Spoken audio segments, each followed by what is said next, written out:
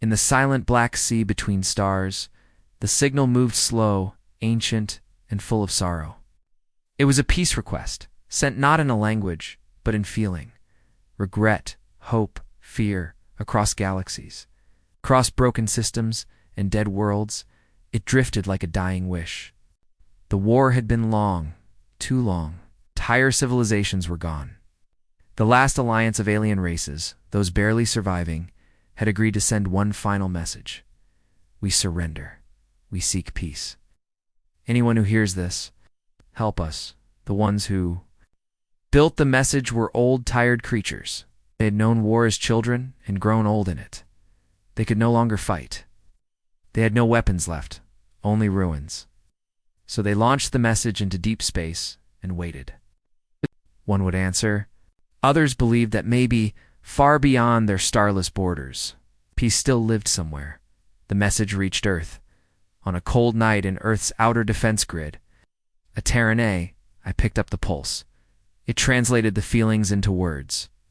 It flagged. The message level black. Human Command watched the message in silence.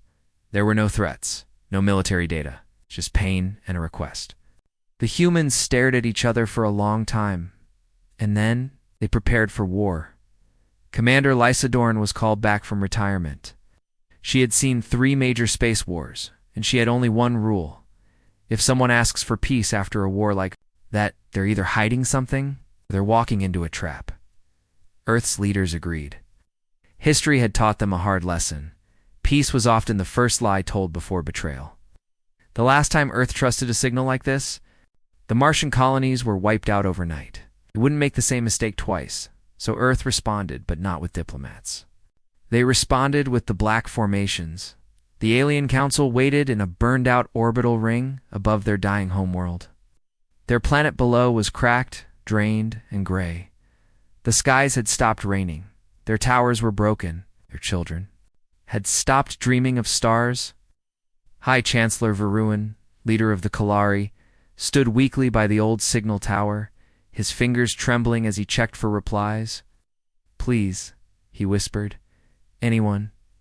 We just want to survive." That's when the signal came. It didn't speak in feelings. It didn't whisper hope. It roared. Terran Expeditionary Force inbound. Full strike group. Estimated arrival, 6 days. Hold position. I advise you that they're in confusion. Strike group. No. They misunderstood. We asked for peace, but there was no reply.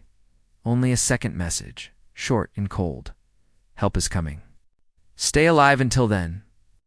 6 days later, the sky above the Kalari homeworld changed. At first, it was quiet. Then the stars began to disappear one by one as shapes arrived. Enormous, dark, and silent. Earth warships. Designed not to threaten but to survive. They moved like predators. Efficient. Cold. Their armor was not beautiful. It was functional. Each was covered in burn marks, repair plates, and names of lost colonies scratched into metal. From orbit, the ships looked like a storm. The Kalari people gathered below. Eyes wide, unsure if salvation or destruction had arrived. Then shuttles dropped, not sleek, not graceful, just hard, heavy human.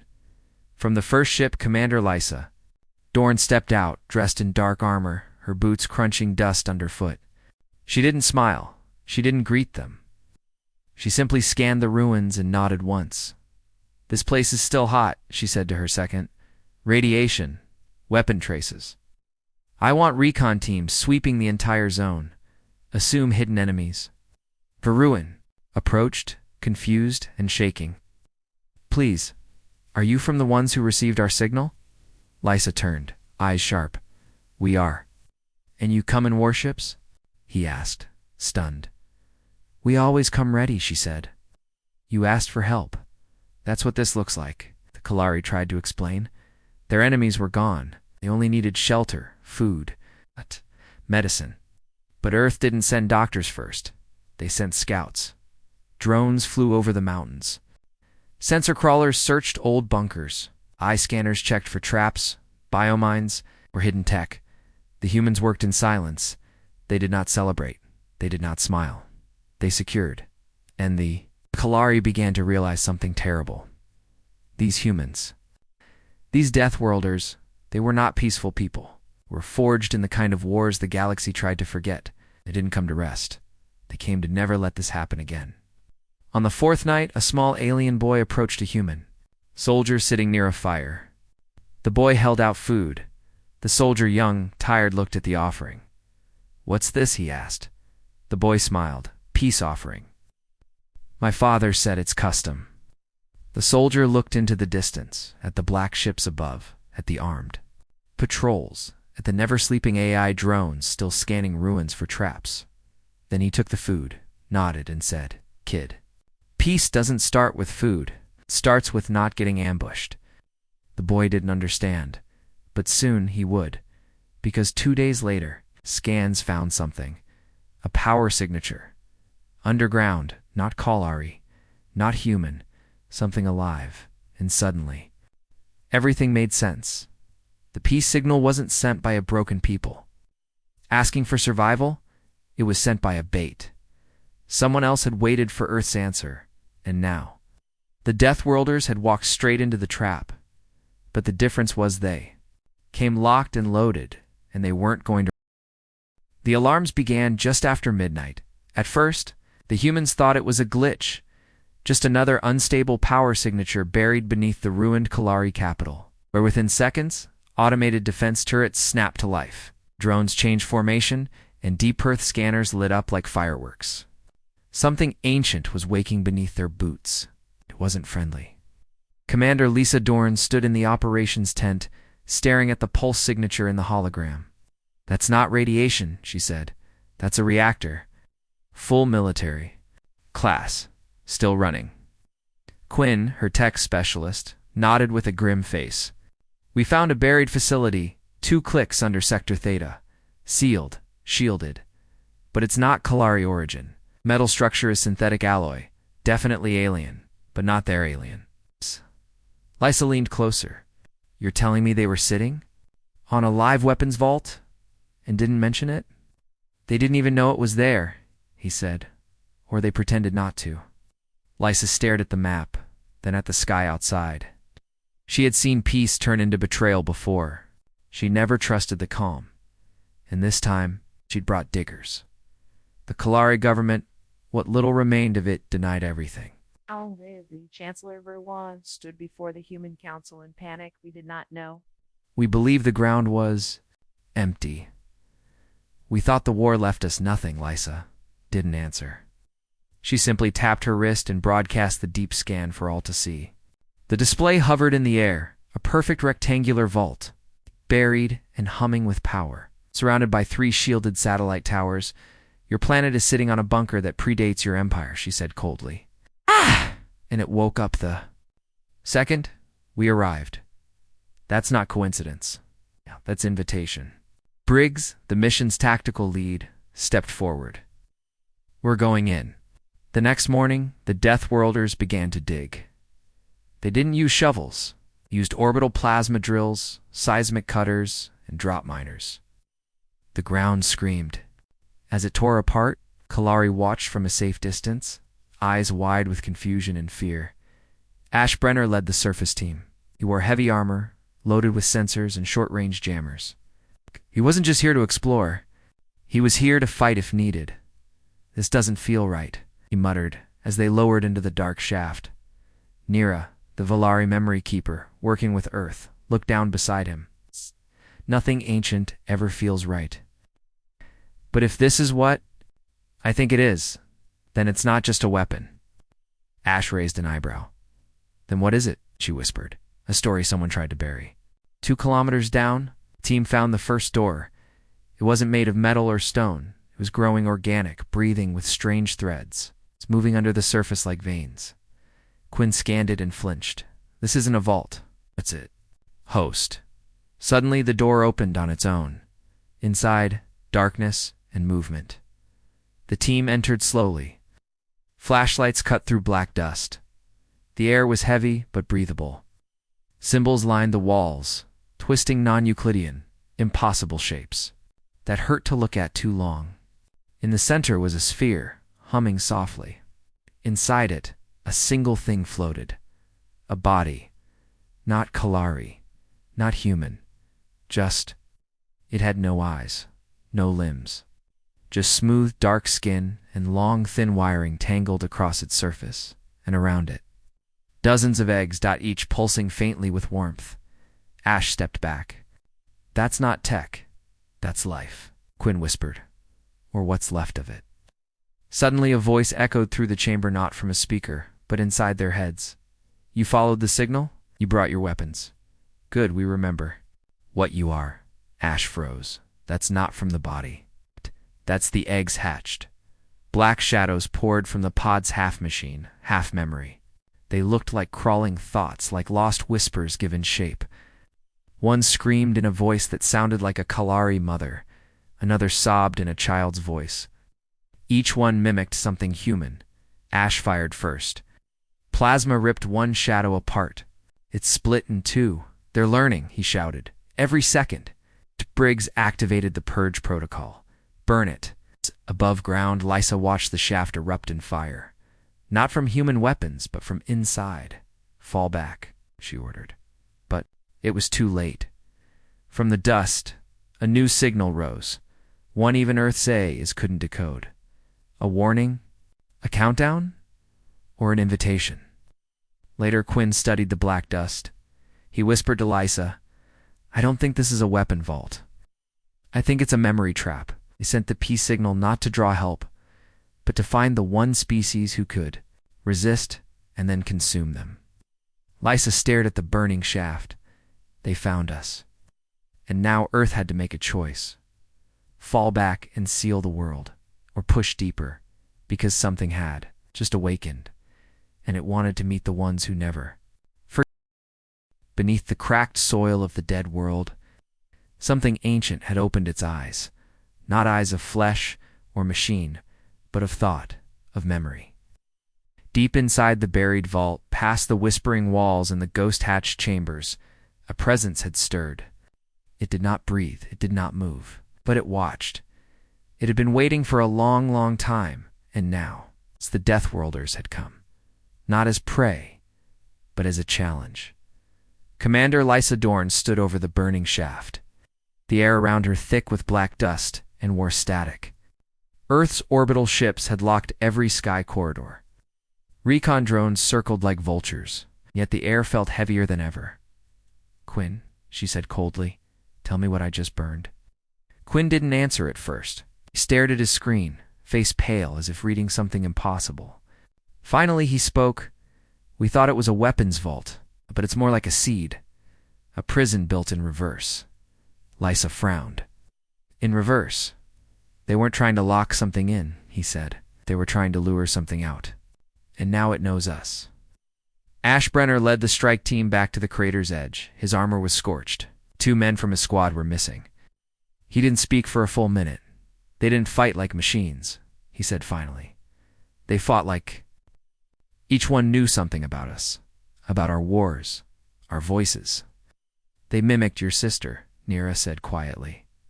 Ash nodded. "They knew her last words. I never told anyone what she said, not even Earth Command. But those things whispered it to me, just before they charged." He looked up into the sky. They weren't reading our tech, they were reading us. That night, the black fog began rising again, not from the vault, but from the planet itself. Hills bled vapor, valleys whispered. Ancient symbols began appearing in the dirt, glowing faint blue. The Kalari screamed and scattered. They called it the Second Silence, a myth from before their written history. A warning of when the sky would close and the ground would remember, and in orbit. Earth's long-range scanners picked up something worse, movement. From deep space, thousands of shapes, heading toward the planet. "They're not coming to destroy the world," Quinn said. "They're coming to reclaim it." Inside the vault, one egg remained unbroken. It pulsed like a heartbeat, not fast, not slow, just steady. It was not afraid. It had waited for this. Human command debated retreat.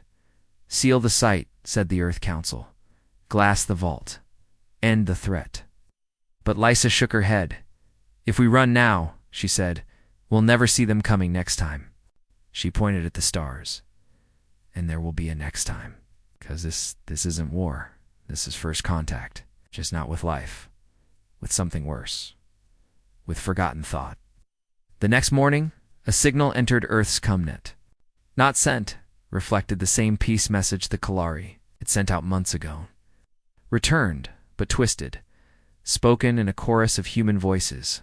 Some from the dead, some from the living, some that hadn't even spoken it yet. It ended with a single line. We see you now. We know you. Do you want to remember or be remembered? Juno's hands tightened into fists. She looked at her crew. We dig. She ordered a new mission, not to destroy the vault, but to enter its core, to meet whatever had been watching them since the signal first arrived. We don't go in to negotiate, she said. We go in to understand. Ash loaded his gear. And if it doesn't want to be understood, Juno answered without blinking, then we make damn sure it knows who it's dealing with. As the human diggers dropped into the core, sensors began to fail. Reality twisted. Light bent. Its voices echoed before they were spoken. One soldier screamed when he saw his own corpse lying ahead of him, then tripped and died in the exact same way seconds. Later, time wasn't working. Memory had replaced it. They reached the inner chamber and found no creature, no god, just a mirror 10 feet tall, shimmering, showing not their faces, but their fears. Ash saw his sister, begging him to save her. Juno saw Earth's sky burning. Briggs saw himself alone, forgotten, unmourned. And then the mirror spoke. Not allowed inside them, you came locked and loaded. You think that's strength? But your strength is in your wounds. Show us. Juno stepped forward. She pulled a chip from her armor containing a single recording, the last transmission from Earth's Mars colony, lost in the Zarin Wars. She placed it on the mirror. It absorbed, then it changed. It showed a new image, not fear, but memory, of survival, of pain, of stubborn, possible hope. The mirror cracked, and a new path opened, not downward, upward, because what was buried wasn't just watching. It was learning, and now it had decided, these humans are... The core chamber pulsed like a heart. Cold, slow, deep. The mirror had cracked, but it hadn't shattered. Instead, it opened like a wound, splitting wider not into darkness, but into a memory. Not a place, not a time. A living moment, suspended in the air, and suddenly the Deathworlders were standing inside someone else's nightmare. Commander Lisa Dorn blinked. The vault was gone. So were the walls. So was gravity. Now she stood on a battlefield she'd never seen, under a blue-white sky that wasn't Earth's, surrounded by ash and fire. Screaming in a dozen alien languages echoed all around her. Kalari soldiers, Valari medics, strange species she didn't even recognize were dying by the thousands. This wasn't a vision. This was a memory broadcast. Not imagined. Not fake.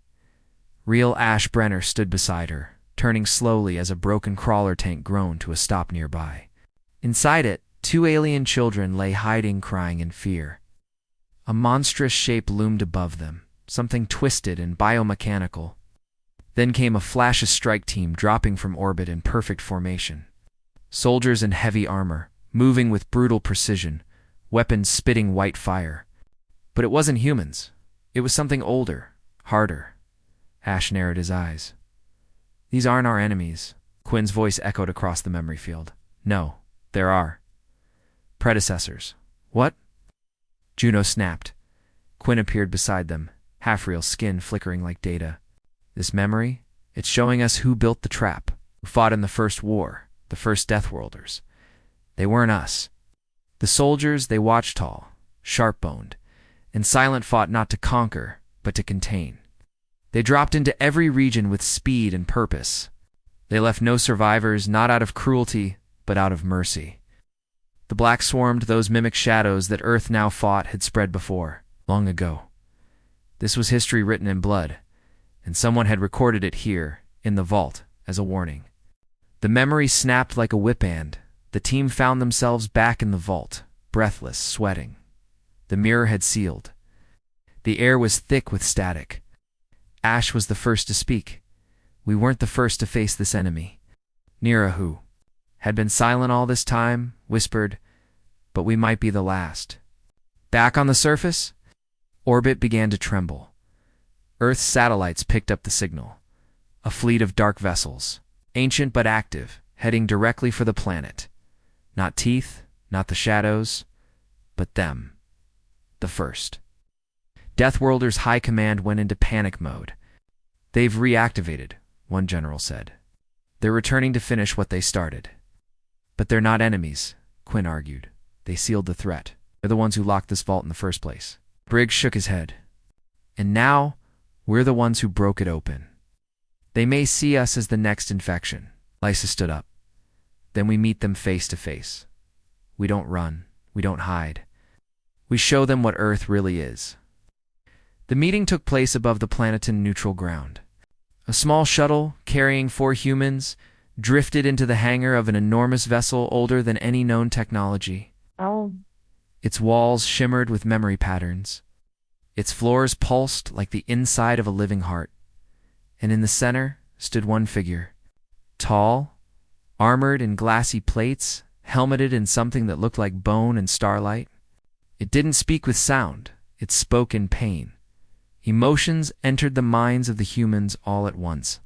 Anger, confusion, disappointment. You broke the seal. You woke the vault. You invited the forgotten back. Lysa stepped forward. We thought the signal was a call for peace. We came prepared because Earth has learned never to arrive soft. You brought war? No, she said coldly. We are war. The first Deathworlder tilted its head. Then something strange happened. Laughter, not mockery, but understanding. Then perhaps there is hope. The memory giants showed Earth everything. The black swarm, the mimic thoughts were not life forms. They were echoes of a broken mind. A weapon created to erase history, then left behind when it went mad. It had no home, no identity. It only copied. And it only survived when others forgot. That's why it sent the peace message. Because if it could erase the past, it could become the future. Lysa watched as they showed her one final vision. A planet. Dead. Covered in dust. On it, only one thing remained. A mirror. And inside it, the reflection of a smiling human. But that human had no name. No family. No memory. Just peace. Perfect. Empty. Dead. We don't want that, Ash said. We don't become that. The first Deathworlder nodded. Then fight not to win. Fight to remember. Fight to keep your scars. For they are the proof you lived. Fleet turned to leave. But left behind one final gift. A pulse key. It could destroy the vault, or seal it again. Earth had to choose. As Lysa stood above the planet, holding the key in her hands, she looked at her crew Quinn, Ash, Briggs, Nura, and said, "We don't end this with fire. We end it with memory." She activated the key, not to destroy the vault, but to open every sealed story it held. To show the truth to the galaxy, because what the enemy feared most wasn't bullets, it was being known, and Earth. Earth would make sure the enemy was never forgotten. The pulse from the key echoed across the planet like thunder without sound. The vault didn't explode. It didn't collapse. Instead, it unfolded. Slowly, quietly, like a flower made of gravity and memory. The ground cracked in a perfect circle. Around it, and what had once been hidden, became visible an entire structure beneath the surface. Not made of metal or stone, but of thought. Transparent walls flickered with moments, wars, faces, decisions. They weren't just showing history. They were giving it back. Commander Lysa Dorn stood at the rim, helmet in her hand, staring down at the glowing architecture. It wasn't beautiful. It was raw, broken, sharp. It showed pain without art, truth without polish. She didn't move for a full minute. Then she said, "Every species that ever fought the swarm. It left a piece of itself here." Quinn nodded beside her. And Earth just became the last piece in the puzzle. Below, Ashbrenner and Nero descended into the vault's memory levels, each floor deeper than the last, each hallway echoing, with whispers from extinct civilizations. The walls didn't speak in words, they showed loss. Fathers falling, mothers hiding, children watching suns go dark. And through it all, the shape of the mimic shadow always returned. Sometimes as a friend, sometimes a savior, sometimes nothing at all. Nira reached out to one shimmering wall and touched it. Her skin trembled. "This is Valari," she said. "This moment."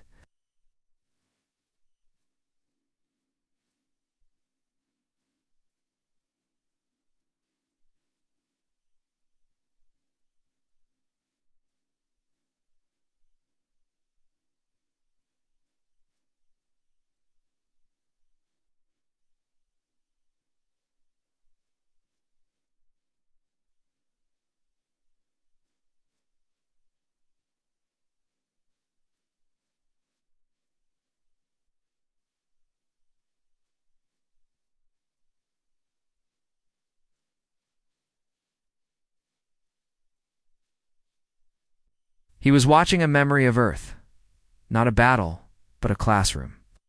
A child reading a book titled Never Again, and behind her, through the window, mushroom clouds rising. He clenched his jaw. They know everything. On the upper levels, Juno activated a data beacon and uploaded Earth's complete memory record. The Martian collapse, the Zarin betrayal, the piece of iron. Every shame, every victory. No edits, no spin. Raw human memory, the good and the monstrous. "I'm not doing this to impress them," she said quietly. "I'm doing this because it's the only weapon we have left that the enemy can't steal." Briggs stood nearby, arms crossed. "Truth? No," she replied. "Scars." That night the sky began to speak. The stars shimmered with patterns. Alien fleets waiting in the void began to respond. Not with weapons, but with echoes. Their own memories. The vault had triggered a chain reaction. Other species, long thought extinct, began uploading what remained of their past. The enemy, the mimic, the shadow, the false peace, was being surrounded by something it had always feared: recognition. Because once something is remembered by many, it can't be rewritten. But not everyone wanted the truth to spread. Someone still slept in the deepest level of the vault. Ash's team reached it at dawn. They found a sealed chamber. No walls. Just space. Floating. Silent. And in the center, a figure. Humanoid. Motionless. Made of light and ash and mirrored. Metal. It opened its eyes. Ash stepped back. The figure spoke, not in sound, but in regret. "You are the last. The final page. All before you was warning. After you is consequence." Nira raised her voice. "What are you?" "I am the first memory that ever wanted to forget. I became the virus of peace, the temptation of forgetting pain. And now I see. You will not forget. You refuse." Ash stared at it and said, "We're human." The vault shook. The figure screamed, not in rage, but in release, because something had finally broken its loop. For the first time in ages. The echo inside the vault was not able to rewrite a memory. It couldn't overwrite Earth's pain. It couldn't offer peace strong enough to erase truth. The figure collapsed its last words. "Scars are not weakness. They are the story that survives the fire." The vault sealed itself, not with locks, but with remembrance. Its walls went dark, but the signal it emitted now was different. Not a call for peace, not a trap. A message. We are what remains. Earth returned home, not as saviors, not as soldiers, but as witnesses. The humans left behind a marker on the dead world. A tall stone, black and quiet. No weapons near it, no guards. Just a plaque that read, "This world does not forget, and neither do we." In the years that followed, the Deathworlders became something else, not feared, not worshipped, just remembered. Not because they were strong, but because they never erased. Their pain, they used it to light the dark, to warn thee. Future, to remind the galaxy, peace without memory is surrender, but peace with scars is surrender. Not with warning, not with fear, but with something new. Unity. A final signal, not sent from one system, but from hundreds. Thousands. Every colony, every ally, every survivor that had once heard the mimic's false peace had now chosen thee. Opposite, they chose memory. They chose to hurt. They chose to live, high above the galaxy. From a fractured orbit station, left behind by the first Deathworlders, the final enemy stirred. It had no shape anymore, no face, no voice, just thought-shattered thought, drifting endlessly. It had tried everything: mimicry, comfort, false promises.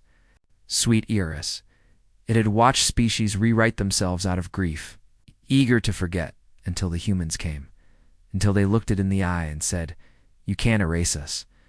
We remember everything." On the vigilant dawn, Lisa Dorn stood in the command deck, watching 1,000 worlds light up with vault beacons. The map before her once, full of empty dark zones, now glowed with painful, beautiful memory. Ash leaned beside her. "We've turned truth into a weapon." "No," she said. "We've turned it into armor." But the enemy wasn't gone. Yet from deep space, in a place no coordinates could reach, the core echo pulsed once more. It wasn't mimicking. It was begging. A signal broadcast into the human net. One final plea, not to forget, but to be forgotten. "Please, let me go. Let me end." Juno stared at the transmission for a long time, and then answered no. She uploaded one last file into the vault. A small one, just 4 minutes long. A lullaby when her father used to hum after the Titan firestorms. He didn't soothe pain it, acknowledged it. A song that said, "I know it hurts, I know it won't stop, but I'm still here, and so are you." The echo screamed and fractured it. Didn't vanish. It simply dispersed across the galaxy, no longer trying to rewrite. No longer able to control.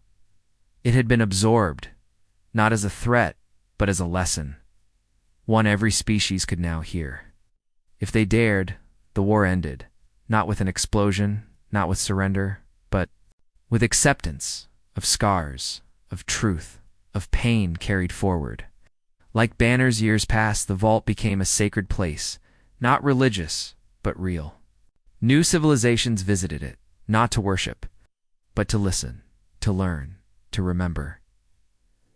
To remember, on the 10-year anniversary of the day the vault was activated. A ceremony was held on the same dead world where the first mimic shadows had hatched. Lisa Dorn gave the speech. Her voice was older now, worn but steady. No empire defeated this enemy. No single shot ended it. It was truth that burned them, your stories, your pain, things we wished we could forget but didn't. She paused. And that's how we won. Afterward, Ash walked with Nira through the old crater. Nothing grew there, but it wasn't empty anymore. A child from another world, a species once thought extinct, ran up to them. It was holding a small stone. It had writing on it. 2 words we remember.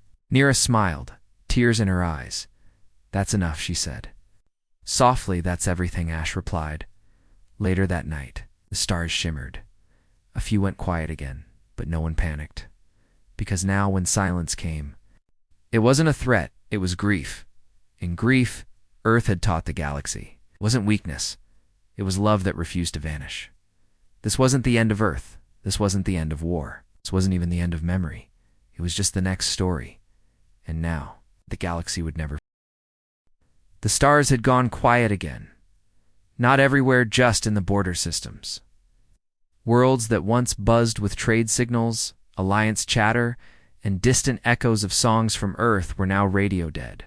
Not jammed, not blocked. Muted, Commander Lisa. Dorn stood in the war room of the Vigilant Dawn, staring at the blank sectors on the galactic map. 10 colonies had gone dark in the past 3 weeks. No signs of battle, no distress signals, just silence. Ash Brenner leaned against the wall behind her, arms crossed. That's not peace. That's the same trick again. Nara's voice came through the cum from another deck, calm but certain. The mimic swarms have learned to avoid detection. They're not trying to kill anymore. They're trying to convince, Quinn added, to erase everything from within. The silence was killing faster than any weapon. People who lived in quiet systems began to report strange dreams. Voices offering calm. Old wounds vanishing. Memories softening into warmth. Loved ones long lost. Suddenly never lost at all. But something always followed. A disconnection. A forgetting. And then, complete withdrawal from the network. Until nothing remained. Lysa slammed her fist into the table. We need to act, for the vault's signal loses. Reach, before entire species rewrite themselves out of existence. Briggs looked up from his scanner. There's one world left before the black outline reaches the inner colonies. A planet called Deathworlders, mid-tier tech. Good people. Just activated vault relay protocols. And that's where we go, Lysa said. We hold that line. Ash stood straight, his jaw tight. If the enemy's not attacking with weapons, then how the hell do we fight them? And Juno stepped in, eyes sharp, with what they can't copy. The Deathworlders landed on Dolores during what the locals called the Bright. A solar bloom bathed the skies in shimmering light, and people gathered in public squares, laughing together, smiling in gentle peace. It was perfect. Too perfect. Lysa frowned. This is stage 2. The people of Dolores welcomed the humans with calm voices and carefully prepared speeches. They knew Earth, they respected Earth, but they didn't want fear-based history. They believed in moving on. And starting over. It's time for peace, said one of their elders. Time to lay the past to rest. Ash's voice was low. I've heard that tone before. It's not human, Quinn whispered. It's practiced, rehearsed, it's infected. Then they found it beneath the city inside a silent vault. Not built by the DLARI, not even recognized by them. They'd walked past it for generations, thinking it was a part of the mountain. It was a mimic seed core. It was active. The core pulsed once when Lysa entered. Not an alarm. In recognition, you came again. Still carrying your burdens. You could be free, Juno replied first. We don't carry them because we have to. We carry them because they made us. They broke you, and you call that strength. No, said Ash. We call that survival. The walls shimmered on the core tried. It showed. Earth's worst days, the firebombing of old Toronto, the slow suffocation of Mars, second colony, the betrayal on Europa, and then it showed something worse. A version where none of it happened, where Earth had always known peace. No pain, no war. A garden world, perfect, clean, empty. Juno stepped forward. You call that peace? That's erasure. It's a museum exhibit with no dust. A memory without meaning. Quinn ran a diagnostic. It's broadcasting a sleep pulse across the Dolari. Minds. Subtle. Comfort-based. Every time someone thinks about history, it hurts less. And eventually, it hurts not at all. Ash looked around. Then we either cut the signal, Lysa finished, or we lose the planet. The decision wasn't easy. Destroy the seed core and risk, triggering a memory backlash that might fry the minds of the infected, or isolate the colony. Cut it off from the galactic network, and let the silence fester until nothing human remained. But Juno had another idea. That night, as the people of Dolores gathered for another solar bloom celebration, Earth broadcasted something different. Real stories, eh? Veteran who lost his arm saving civilians on Titan. A mother who buried her son after the Zarin rebellion. A child who watched Earth's sky burn and still grew up to build ships. Pain, raw, unfiltered, unedited. The people began to cry, and the mimic seed screamed. Not in sound, in signal. A final attempt to overwrite the human stream. It failed. It couldn't rewrite what was willingly remembered. It couldn't erase truth embraced. And then it collapsed. The silence broke. The Delary looked around, blinking, like waking from a dream they didn't know they were in. And one man whispered, "I remember my sister's death again. It hurts, but it feels right." Later, Lysa and Juno stood outside the ruins of the mimic core. Ash lit a flare and threw it inside. "Why do they hate our pain so much?" he asked. Juno answered quietly, "Because they can mimic love and hope and joy. But they can't fake the kind of kindness that grows in grief." She looked up at the stars. "And they'll never understand what it means to choose to hurt, so someone else doesn't have." Months passed. The vault remained sealed, but not silent. Across the galaxy, its signal echoed, carrying with it the memories Earth had shared and the wounds others had buried for too long. It wasn't just history now. It was a firewall.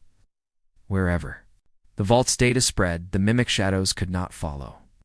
They couldn't infect places where pain had been processed, where truth had been preserved. The mimic threat faded, but it didn't finish. Because not all wounds are visible. Some live in silence, some hide in mercy. Commander Lysadorn stood aboard the Vigilant Dawn in orbit over a newly contacted world. A strange request had come in from this distant colony. They wanted help integrating into the new vault-sharing network. They wanted to share their truth. But there was something off. No recorded history, no battles, no suffering. Just peace, too. Perfect. "Doesn't this feel familiar?" Ashbrenner asked, adjusting the scope on his armor. Quinn checked the incoming comms. "I ran their signal through our new filters. No viral traces.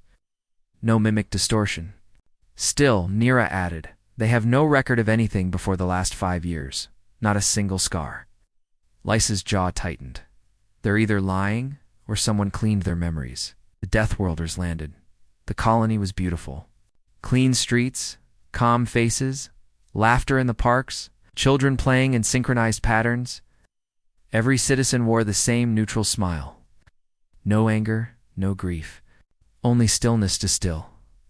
One child dropped a ball and began to cry, and instantly, 4 adults rushed in. Not to help, but to erase. A man knelt by the boy and whispered something. The child blinked once. His tears stopped. His smile returned. Ash saw it. "That's not kindness," he muttered. "That's compliance." They met with the colony leader, a woman named Ilra. She looked human, but felt wrong to calm, yet her eyes too empty. "We are grateful you came," she said. "We wish to join your network. We wish to forget nothing." "But you already have," Quinn said. Ilra tilted her head. "We have no pain." "That's not peace," Juno said sharply. "That's erasure." Lysa stood up. "I want to see your memory archive." "The original one." Ilra smiled. "Have nothing to hide." They were taken to a chamber deep beneath the colony center. It wasn't locked. It wasn't cold. It was hollow, empty rows of memory cores. Lights all green. No errors, but no data. Just a message on every terminal. This. It was heavy, so we let it go. Quinn paled. It'd been mimicked. Liz touched. Ash raised his rifle. "No. They've been convinced." Voluntarily, they didn't fight the infection. They welcomed it. "They made a deal," Lysa whispered. "To forget in exchange for peace." Then Ilra appeared again, this time without smiling, and her voice was no longer calm. "You carry your pain like a weapon. Put ours down." "Who is truly free?" Nira stepped forward. "Freedom isn't feeling nothing. It's choosing to feel." Ilra's body rippled just slightly. Her form flickered. Behind her face, something else pulsed. Ash fired. The shell shattered. Ilra was not human, not alien. She was a carrier. The mimic hadn't infected the colony. It had rebuilt. Fighting broke out instantly. But this time, the enemy didn't mimic human screams. It mimicked comfort. Voices called to soldiers, using the names of dead loved ones. Hands reached out, offering hugs and apologies that had never happened. But the Deathworlders didn't break, because they had trained for grief. They used their memories. Quinn broadcast the Earth signal from the vault pure. Raw emotion, loss, sacrifice, failure, survival, the mimic shadows began to burn, their shells cracked. They couldn't process feelings that weren't clean. They couldn't mimic kindness built from pain. When the last shadow fell, the colony was silent. Those who survived, those who hadn't been fully overwritten, wept openly for the first time in years. One child looked up at Lisa and whispered, "I dreamed about my mother once, but then I forgot what she looked like." Lisa knelt beside him. "You'll remember now." Before they left, Earth installed a new vault beacon in the heart of the colony. This one wouldn't erase pain. It would preserve it, teach it so others would never forget again. As they departed, Ash said, "You think they'll heal?" Juno answered, "That depends on what?" She looked at the stars, on whether they learn that pain isn't weakness. It's the proof we're still alive.